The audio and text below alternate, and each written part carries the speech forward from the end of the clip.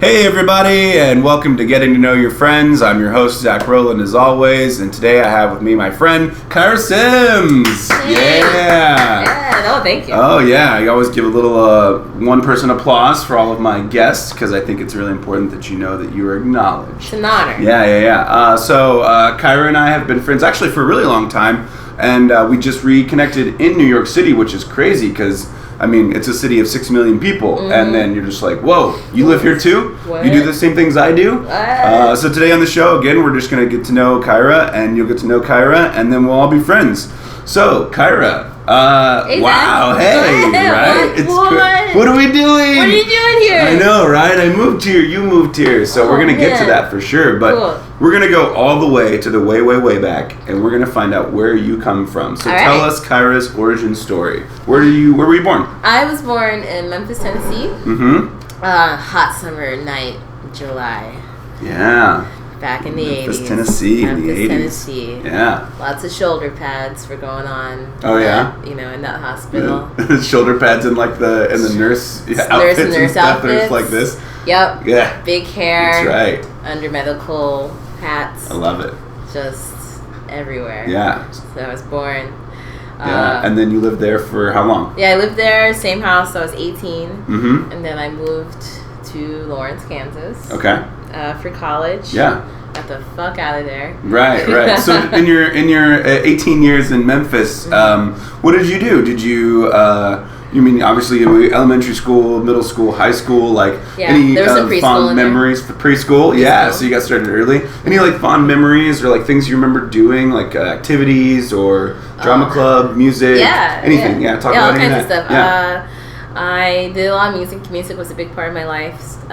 Was in children's choir in church. Started piano when I was 7. Mm-hmm. Started French horn when I was 11. Started drama club when I was in 8th grade. So I was doing music and drama for a while. Got to do some musicals. Mm-hmm. Anything you loved? I was in Crazy for You in 10th grade. Crazy for You. The big old Gershwin thing. I was Patsy, who's the really, really dumb showgirl. Oh, yeah? Yeah, so that was fun. Yeah. I was also in Children of Eden freshman year. I was a storyteller. You know that show? I don't know Children of Eden. Children of Eden, yeah. Freshman of Eden is a totally different show, guys. Freshman of Eden. It's the sequel. Amazing. It's Children of Eden, then Freshmen of Eden, then I think Adults of Eden. Well, it'd be like, if Adam and Eve didn't get kicked out, and there's just like civilization developed in Eden, and so it's like the freshmen of Eden High. Yeah. There's like, here we are, we're freshmen guys, and so we gotta like take control of Eden. Yeah, so. Free sketch idea, guys. There you go. Take it and run with it. Yeah. So Children of Eden, you were a storyteller? Yeah, storyteller, so just like in the chorus. It's about the first 8 books of the Bible, or not the Bible, of Genesis. Yeah. So you got Adam, Eve, you got Noah, and I think that's basically everything. That's it. Cain and Abel. In the middle there. Yeah. So it was cool. So I did both of those for a while. Ended up doing more music later on. Went to KU, Kansas for music. Yeah. So when you were at KU, did that? So like a lot of that carried over, right? Your love for like music and art and things like that. So, I definitely did. Did you go to KU for something specific? Well, when I first got there, I originally was going to do music therapy because when I left. Can I ask, what exactly is music therapy? I've heard it a lot. Yeah. And someone who was trying to go into that. Yeah, tell me a little bit about that. Music therapy is just a very specialized type of therapy. It's often used now for people with autism and people with Alzheimer's. They both have very good effects on them, especially with Alzheimer's. They've done these studies in the past few years that connect Alzheimer patients' more lucid times with playing music from their youth. And so there's a lot of research and work going on with that. I was really interested in working with children on the autistic spectrum. Yeah. Because I got to do some of that in high school when I when I left theater and was just doing music, I had this study hall period that I started volunteering in the special ed department, and so I worked with students with autism and students with multiple disabilities, and I really loved it and wanted to pursue that as a career. But once I was in college, I realized I couldn't really pursue that career and still play French horn. Yeah. And I really still loved it. My professor was pushing me towards performance, so I said, okay, I'm gonna move to performance, but always knowing in the back of my head I still wanted to go and work with that population at some point, and I am.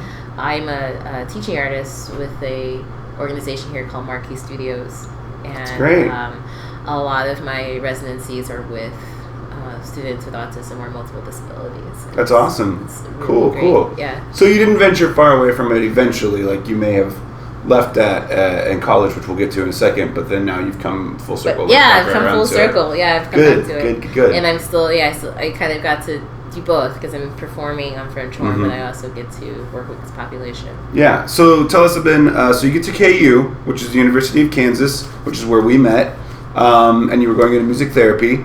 But that didn't play out. So what happened? Where's the lasted about 5 weeks.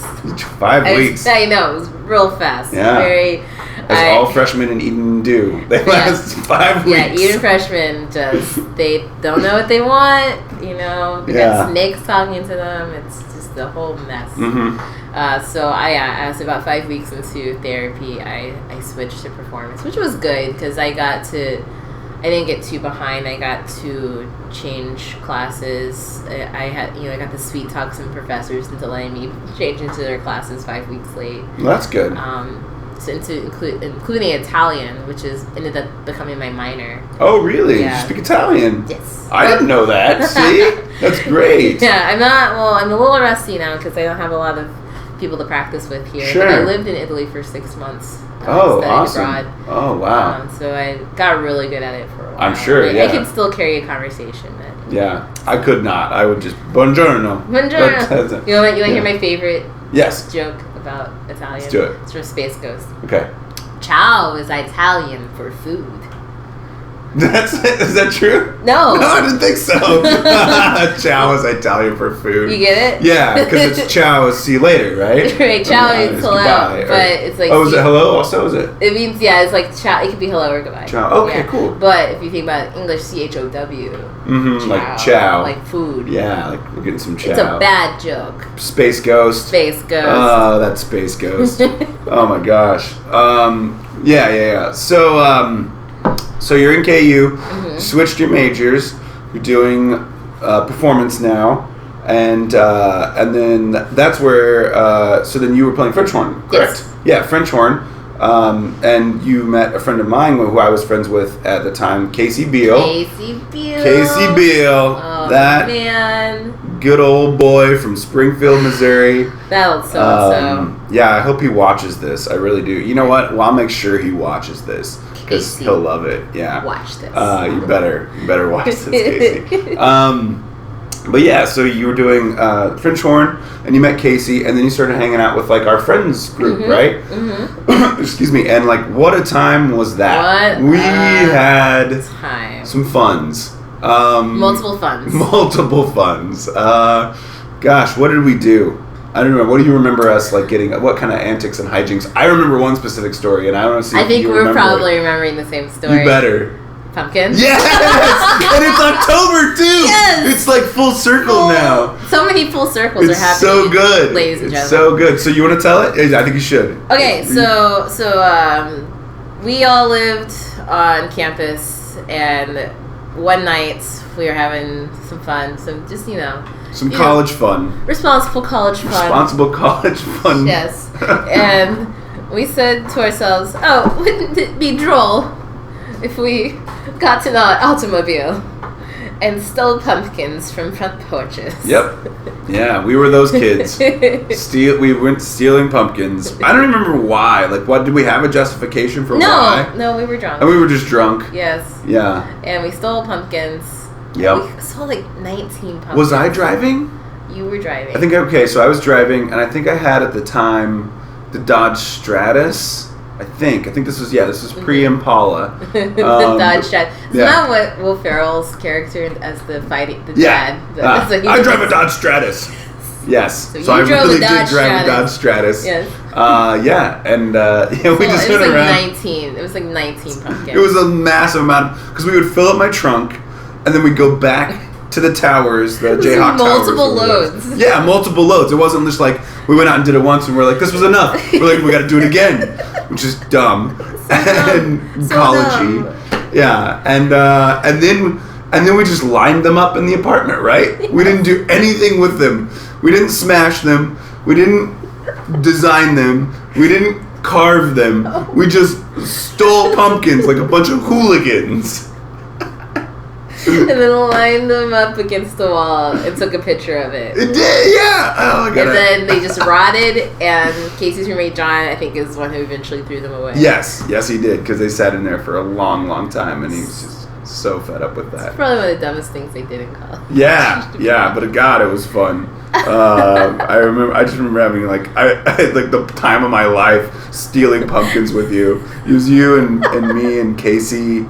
And I think there was one other person involved, but I can't remember who it was. I don't know if it was Jason or someone else that was like a more musical person, because Jason just lived there. But I don't know. But I know it was the three of us for sure, which was great. Definitely. Yeah, and that was fun times. I was also. Did you ever go into the tunnels? Did not. Oh my gosh! That is a big regret that I still carry with me. So, University of Kansas has these tunnels. That are, I haven't been in them, so I can't really describe them. Yeah, well, they were built for bunkers. I think eventually they were built for just like so they could get around to build like conduit and electricity and all that, put it everywhere. But then they turned them into bunkers for during the Cold War, and so like a lot of them are just like these big brick tunnels, and then they expanded into big cement tunnels. But they lead. It's a web underground, and even one of them goes under Potter's Lake. Whoa. Yeah, and so like Potter's Lake is like this lake that sits in the middle of the campus next to the football field, and you can walk underneath the lake in a tunnel. It's nuts. So mad I never did that. And before I incriminate myself any further, we got into a lot of hijinks with that as well. Some things happened, and can't you get into the Watson Library from them? Yeah, we didn't get into Watson. You can, but we went into Ann Schutz's library, and I believe we are the only group of people to ever play beer pong in the Ann Schutz's library, and there's photographs of it. I think they may still be out there somewhere. I'm not gonna say in case there's like government entities. Why would they watch this? Hey, government. Yeah, right. We did it. No, we set up beer pong in Ann Schutz's library down on the bottom floor and used like encyclopedias as like blockades. Oh my god. It was nuts. It was that is nuts. So much fun. That was the one thing like I would have recommended to anybody is like going down in those tunnels because they were nuts. I still thought you had gotten down in there. They took everybody in there. I think one or two times that it happened, I either was sick or I had something else, or because I was definitely invited. Yeah. Oh yeah. You were always included in everything that we did. And it just didn't happen. Yeah. Man, that's a bummer. Like that was my favorites. We'll go back. We'll do it. We'll go back. Let's just go. I wonder if the entrances are all still there. There's a secret entrance that no one I think knows about, but then like the rest of them are locked until you figure out how to pick a lock, which we did, and then. My God. Yeah, because you can go into like certain areas of certain places are blocked off, and it's crazy. So, oh my gosh. Yeah. Anyway, enough about the tunnels. So you probably edit this part out. Yeah, no, keep all of that. I love it. So you're doing music performance, and what was that like? Like, tell us just a little about your experiences. Like, who did you meet some people? Like, how did it get you to where you wanted to go next? Like, what was that? What did it do for you? Well, being a performance major, it's a lot of work. It's a lot of practicing just by yourself in a small room that's dirty. So you just kind of are with your own thoughts a lot, which, if you meet anyone who's gone through that, there's a little bit off. I think 'cause there's a lot of that. There's a lot of just rehearsals and classes and performances, and you just really get grinded down just with all the work. And I did all of that while also getting an Italian minor, and I think I had 5 jobs at one point. Wow. What were they? Do you remember? 3 of them were kind of the same job because I was a front desk assistant at the dorms. So I worked at 3 of the dorms on campus. I tutored Italian, and I also was a recital monitor for the music building, the recitals. Yeah. It was a lot of fucking So jobs. busy. Yeah, I don't know how I did it. Yeah. Looking back, I just it was too many. It was too many jobs. For college, and then but you still hung out too. It was crazy. You had so much going on, but yet I still distinctly remember you hanging out all the time. The great part about being a desk assistant was that the desk was open 24 hours. So sometimes I would hang out with you guys and then go at 3 a.m. and work. Oh wow. Yeah. Trooper. I don't know if I could do it if I was drunk then. Now. In my 30s, no thank you. Oh, no thank you. I would be I'm 28 and I couldn't do it now. Yeah, I'm just like, I'm over this. No. Yeah. Cool. So you did like a major like performance to like graduate, right? Yeah, I did do 2 recitals. I did one my junior year and one my senior year. And it's just, you try to pick an hour's worth of, challenging solos and chamber music, and, try not to suck too much. Although I can't really listen to those recordings. Oh, yeah? No good, you don't think? I feel, well, let's just say I think I've grown since. That's good. I did those performances. Yeah. It's so strange how we feel like in college we're like reaching the pinnacle of what is. It's like, man, I'm in college, like everything, this is like everything now, and then you do work in college, and then you graduate, and you go back and you look at it, and you're just like, what the fuck was that? What was I thinking? Like, I know, like, I go back and read poems or like plays or things that I wrote in college, and I took a lot of pride in it then, because I think it's important to do that. But then I'm like, what were you? Who were you? Well, you know what? I have a live journal. Oh yeah. It's 10 years old this year. Nice. And yeah, even going back 4 or 5 years, I just like, who was that person? Yeah. So if it's 10 years old this year, then you started it when you were 18, right? Yeah. So when you first. Yeah. Oh, I guess it was the year I turned 18. So okay. It was early 2004, so I was still 17. Okay. It's like January 2004. Wow. Yeah. That's great. That's a lot of journaling. It's a lot of journaling. Yeah. Well, I go back and forth between updating it consistently and then just going a few months without really looking at it. As we all do with our journals. Yeah.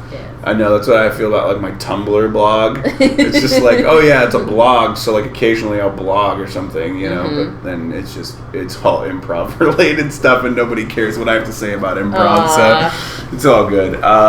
But that's really great because you get to see like your past, your thoughts, who you were, how you felt, things that you've transpired to do, and where you've gone and come from and stuff. That's really cool. Yeah. Awesome. So you graduated from KU with your major in music performance, minor in Italian. Yes. Wonderful. C. Yeah. And C. And what was next?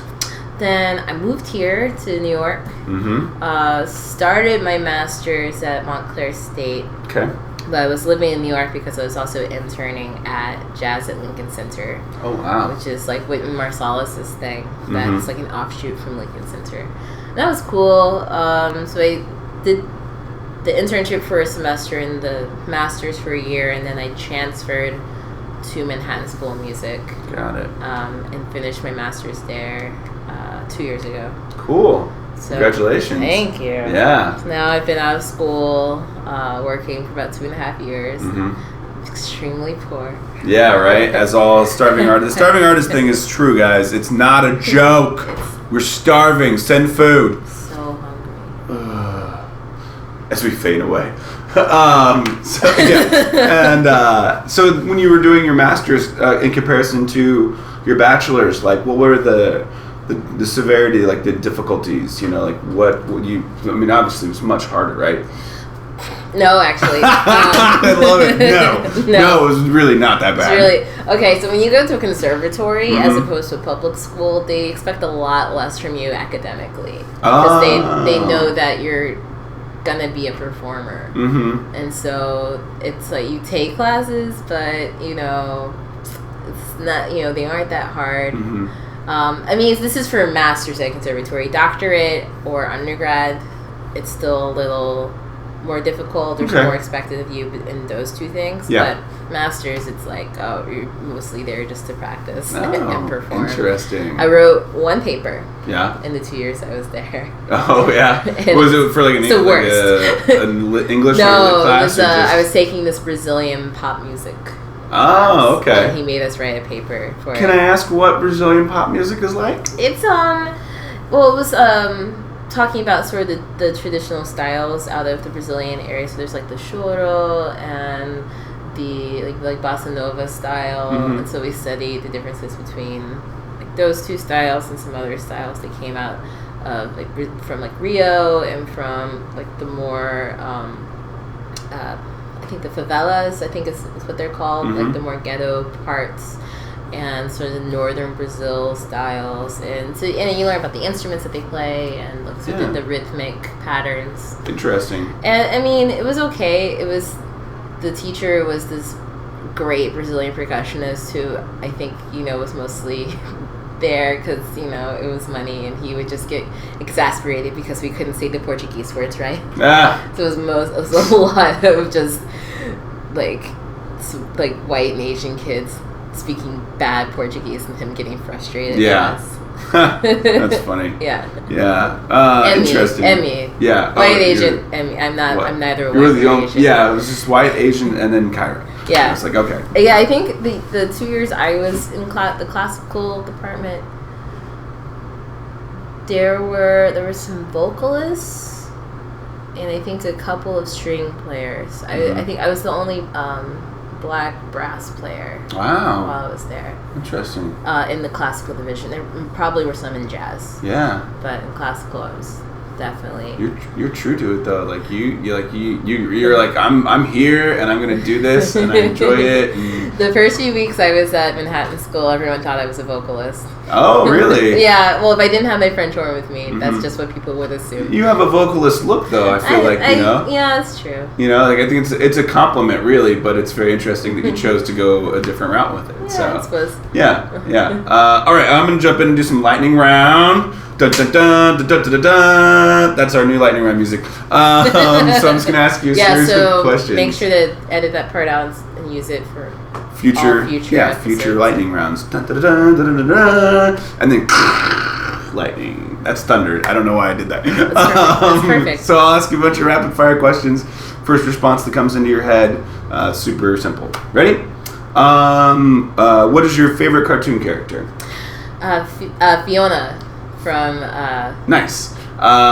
If you could live in any time period, future or past, what would it be?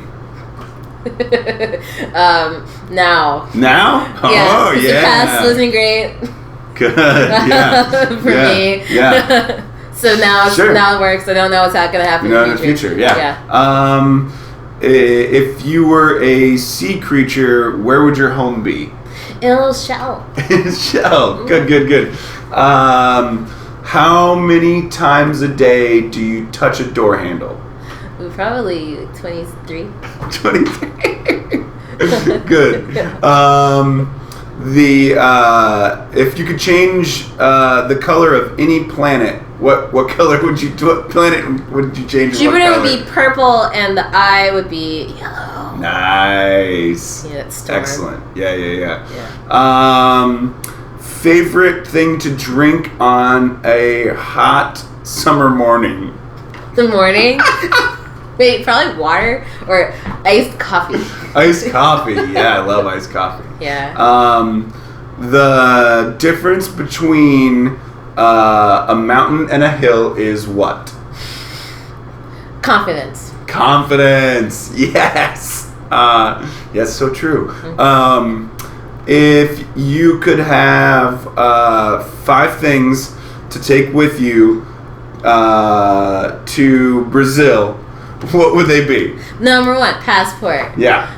Very practical. Number 2, sunscreen, because black people can burn too. Got it. Number 3, some traveler's checks. Yep, gotta have those. Number 4, a Portuguese phrase book. Yeah. So I could talk to those hot Portuguese men. Gotta make sure. And number 5, some allergy medicine. Allergies. I won't know. You know, Yeah. it's just, I just don't want to get caught down there. And then you don't know what's sneezing, happening. having a bad Right, time. right. Yeah. Gotta be prepared. Good. That's good 5 things. If you could relive a moment from your own personal history, what would it be? And would you change it, or would you just like to relive it? Oh man, probably when I got myself kicked out of theater in high school. Oh, I kind of glazed over this earlier. Yeah. I got kicked out of my theater department. What'd you do? Because I was an asshole. Well, okay, what happened was I was getting bullied a lot by my rival in the department, and she had more friends than me, so then it just kind of became the whole department. Yeah. And I responded by just being kind of just a jerk back, and it so I started having falling outs with the faculty, and it's like, oh, well, I'll be here anyway, and so left. Adolescence is great, right? Yes, the best. Oh, yeah. So if I could go back, I would have just stuck it out, because that was my trajectory for a while. I wanted to be an actress. Yeah. Cool. Yeah. So that's really good stuff. Go back. Not a vocalist. Not a vocalist. Great. And let's do one more question. The woman you most admire from any time, anywhere. Melissa McCarthy. Her comedy is just so on point, just all the time. Yeah. Just the quality and the integrity of it. Like, I'm going back and watching Gilmore Girls right now, and even on that show, I never really appreciated it until being in comedy now. Yeah. Just how good she is at that. Cool. Yeah. Good stuff. Excellent. And lightning round. Good. Excuse me. Cough button. Yeah, right. Cough button. Great. So that's great. We'll end on that note, because we can jump right into the next part of your history, which I believe is comedy and acting, right? Yes. So you're in New York. You're working at the Jazz at the Lincoln Center. You're performing. You're doing your master's degree. And then what happens next? Well, yeah, Jazz at the Lincoln Center, that was just for like that first few months I was here. Okay. And then when I was at Manhattan School of Music, I didn't really work. I had like some random shifts at a used bookstore on the Upper West Side, but otherwise wasn't really working. But when I got out, I started working at Lincoln Center again as a temp, and then moved over to visitor services. So if you ever went into the atrium at Lincoln Center and asked a grumpy-looking black girl a question at the information desk, that was me. Maybe it was either me or this other girl whose name was Kyra. Oh, really? Which is crazy. Oh, boy. Yeah, Kyra. But that was interesting. Yeah, people mix this up a lot. Right, yeah. Yes. Oh, man. And so that was about a year, and then I moved over to education November of last year. And so, but while all that was happening, I started taking improv at UCB July of last year. So that was 2013. Yes. So I've been doing improv for, a little over a year now. Great. I'm on an indie team. We're called Burrito Bot. Burrito Bot? All caps. Yeah. Burrito Bot. Caps, guys. One word. That. One word. Burrito Bot. Burrito Bot. So, awesome. Don't forget. Yeah. And that's been going really well. Yeah, so tell us about the experience. Like, who'd you have for, teachers and stuff? Like, I started, my 101 was Josh Patton, who writes for SNL. Really great teacher to start with. Really patient guy. Very nice, knowledgeable. 201 was Kate Riley, who is my hero in improv. Just so smart. Amazing teacher. Just really... she demanded us to have integrity in our improv. That's great. And really fought for us to maintain, and it was so good for me at that point in my improv practice. Yeah. 301, I had John Murray, who who's the one who really taught me how to do a herald. Yeah. Because that's what you learn in 301, but he he really was good at just, getting us our reps in and, taught us group game. And it was that was a really challenging class because the mix of people in that class, couldn't really get a good group mind going. Sure. So it was kind of a struggle through the main part of the class. But then the last class or so, we really rallied and ended up having really good graduation shows. Cool. So that was kind of a nice ending for that, because we were really, halfway through it was like, I don't know how our show's going to go. Yeah. But it really, it happened. It's good. And I haven't started 401 yet, but I'm hoping to in the next month or so. Excellent.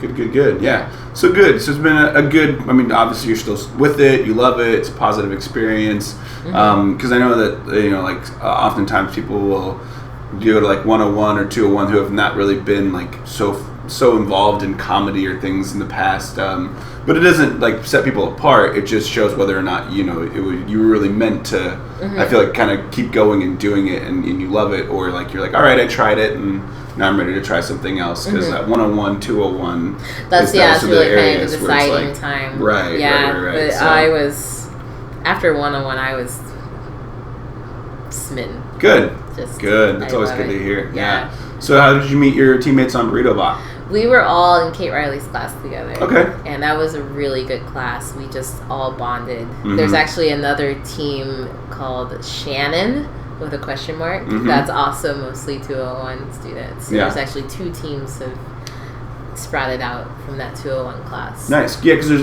16 people in the class? Yeah. Which would make a very large team, since most teams are about 6, 7, 8. So right. Yeah. And so we kind of split off. But it's going well. Our coach is Chris Griswold, who's amazing. Really great coach, and he's been really good for us. Good. We've done three performances so far. Yeah. Where at? We did Indie Herald Night, Creek in a Cave. We did a mixer at the Treehouse. Great. And actually last night we did Indie cage match at Triple Crown. Oh, that's right. Yeah, how'd that go? It went well. We didn't win. Oh, bummer. But it's okay. Yeah. We didn't bring any audience members. Yeah, that's what cage match is all about. Yeah. So I know I got thrown into indie cage match last weekend at the Beast as a wild card, and we didn't win either, but it was just fun to get up there. Yeah, it was really fun. It was stuff. fun. To see other teams that under other newer indie teams and where they're at in their practice. Right. It was really cool. Everyone did a good job. Yeah. Awesome. Good. So so prospects for the future, you're going to do 401. Yes, 401. You want to do advanced studies at all? Yeah, if I can get in one. Yeah. Yeah, that's and the dream. Herald auditions next year, possibly? Possibly. Yeah. Mod auditions this year. Have you submitted yet? No. By the time this podcast comes out, the submissions will already be over. What? It's today. Oh no. Yeah. Today's the deadline? Yeah. But if you have, you can get on and you can submit, for an actor, you can just get on there and, fill out the information. Oh, I did see that. And all you have to do is give them, a clip of, characters that you do. So I know feverishly everyone else in the community is putting together a comedy reel, and I've been seeing all my friends' comedy reels go up. And I submitted a character that I created on the spot and did video stuff with. And I'm so new to the theater that I can see how it does take a lot of hard work and dedication to do stuff. So so I hope people really get good audition slots and things like that. I would be excited if it happened, but I also know that there's a lot of people that worked really hard to get there too, and I didn't half-ass it. I just didn't know the structure yet before I submitted, and I was like, okay, well, if it happens, it happens. If it doesn't, it doesn't. But improv's great too. And, sounds like I'll have to wait until next year because the rest of my day is packed, unfortunately. Yeah. I just missed it. Yeah, that's okay. Next year. Next year, there's always time. So good. So right now, what are you doing? What's keeping your interest? You're really busy. You're all over the place. Tell us all this fun stuff you're doing. We've got some time left, and we're doing good. Yeah, Cough button. Cough. Oh, you see. I'm really doing a lot of like my own personal studying with improv. I'm reading Truth and Comedy right Great. now. I have the UCB manual that I'm going to read next. I also have Impro, which I can't remember who wrote that. Is it Johnstone? Keith Johnstone? I have maybe? it over here. Yeah. I don't know. I think it might be Keith Johnston. Yeah, maybe. I feel like that's it, but I'm not really exactly sure. I see it a lot, but yeah. Yeah, so I'm reading those in my spare time. I'm working as music director for this production with the New York Neo-Futurists that's going to go up at the New Ohio in mid-January. It's called the Human Symphony. Great. It's going to be really fun. I'm really excited. It'll be my first real music director job for that. Yeah. I'm going to Charleston in a few weeks. North Carolina? South Carolina. South Carolina, sorry. Yeah. There's no Charleston in North Carolina. Come Charleston, on. North Carolina. Yeah, and if there is, it's not as good as North Charleston, South Carolina. No. The Battle of the Charleston. Yeah. The battle, and then they all just do this.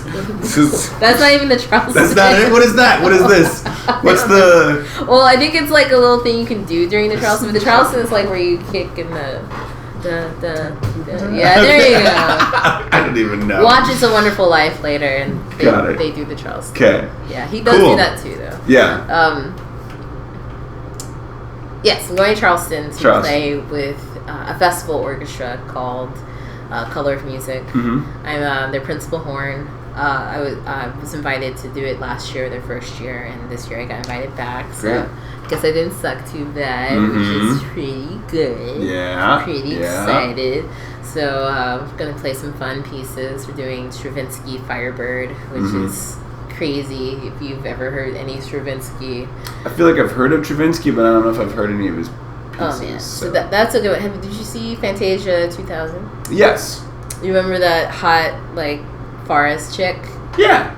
That was Firebird. Oh, okay, great. Okay, yes, I've heard that. It's great. That's awesome. It's been a long time, but I do recall that, yeah, that was her. That was awesome. Firebird. So we're playing that and a bunch of other cool stuff. And Charleston's a fun town to hang out in. So. Cool, yeah, I've never been. I'm finally getting ready to explore the East Coast now that I've started to kind of settle in a little bit more. So, like, Maryland is as far as down as I've been so far. Okay. But my parents went to...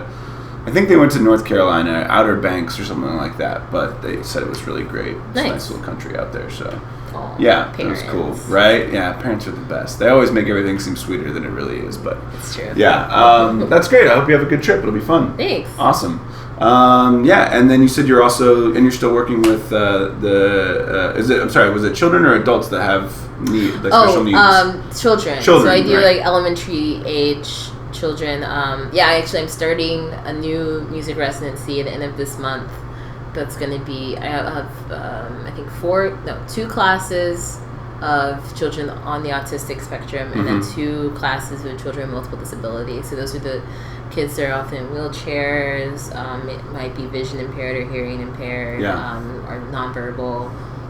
That kind of thing. That's so great, so admirable too, because that's it's good work for people who really need like that one-on-one dedication time, and also music too. It's just like helping to really get this whole other world. Like I feel like music is another world. Like it helps to liven things up. It helps to give life to things. I wish I was more musically inclined, but I sadly am not. I played the trumpet for a couple of years. You did? Yeah, I was chubby little trumpet player. Chubby trumpet. Chubby trumpet. Chubby trumpet. Oh my god. So that's the extent of my music. I can sing. I just never was able to really play an instrument. So. But singing is music. Yes, singing is music. This is my instrument right here. So yeah. Can't take care of it. Right, I know. As I'm like, hey guys, listen to my raspy voice. Got Tom Waits thing going. Yeah, let's get a real jazzy guy. Yes, I just do Louis Armstrong. Louis Armstrong's good too, though. Yeah, have you heard my Louis Armstrong?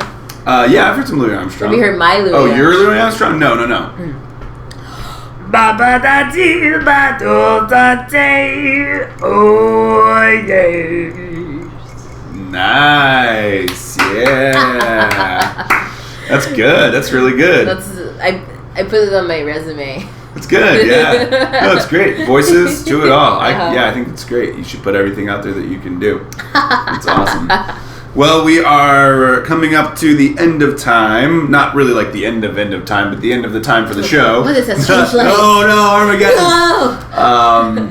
So we flipped the script on it and give you a chance to ask me a question or questions. So if you have any, this is the moment. So. Oh yeah. I had a question for you earlier, and I completely have forgotten what it was. Oh, that happens. It's okay. How did back to our friend Casey. How did you guys become friends? Oh, that's a good question. So Casey Beal and I met our freshman year at KU. We lived on the same floor in Hashinger, which was the fine arts dorm, and this was before the renovations. Mm-hmm. So we lived in the dingiest moments of it because this was they were just getting ready to renovate it. But him and John Brewer were living together, and then Jason Hunnefeld was also living on that same floor, so we all became just like buddies. Okay. The initial thing that happened, and if his parents watch this, they'll hate this, but they really won't because they know how much he drinks now. But I bought them alcohol, so when I was 18, I looked like I was 25 apparently. All right. I had a beard, jean jacket. So I would go into Myers Liquors, remember off of 23rd, right across from Dillon's, and they would never card me. Nice. So I'd go in there and I would buy cases of McCormick's vodka, and it was like $30 for a case of 4 handles of McCormick's vodka, and we would all just get drunk, and so we became friends throughout the year just by hanging out. But I was only there for a half a year or one semester, and then I had to move back to Kansas City just for financial sakes and all kinds of other things. Relationships was weird, but I still kept in contact with them. And then when they moved into the Jayhawk Towers, they met another good friend of mine now, Darren Reed. And so Darren then kind of folded into the group. So I was that outlier. I was the wild card in the group because John was kind of the voice of reason. Casey was kind of the good old boy. So was Jason, but Jason was more or less on the spectrum of I say and do what I want, and then Darren was kind of the sophisticated one, and I was the fucking wild card, and because you never know what I would do or where I'd be or when I would show up or. I try to bring the life of the party, and I have a very big personality. But Casey and I were best friends throughout college. We lived together for a little while. We worked together for a little while. When he was married, you were at the wedding. I was at the wedding, which we soon discovered later that we don't remember. We don't remember being at the wedding, but we were there, Casey. We were both at your wedding, so give us our dues. I think he remembers. He probably does. I don't. I was drunk. Anyway, so college didn't quit for me for a while. But that's how we met. Was freshman year of college. Nice. Yeah. Nice. Yep. I have an improv question for you. Yeah. Who's your favorite team to watch right now? Good question. There's a couple of teams. My favorite Lloyd team is Astronomy Club. I love those guys, I think, and girls. They're all great. They worked really hard to get where they're at right now. They came in as a team, they auditioned as a team, they got on as a team, they're working together as a team, they act like a team, they hang out together. They do all the things that teams should do. So Astronomy Club's really great. Herald team, I love Apollo. They're another team that auditioned together, got on together, have been working together. So I think they're really great as well. And then for weekend house teams and this is all UCB because that's what I've been exposed to mostly since I've been here. But for weekend house teams, I think Grandma's Ashes is one of my favorite teams. They're really I've got some good friends on that team. Ryan Carls especially.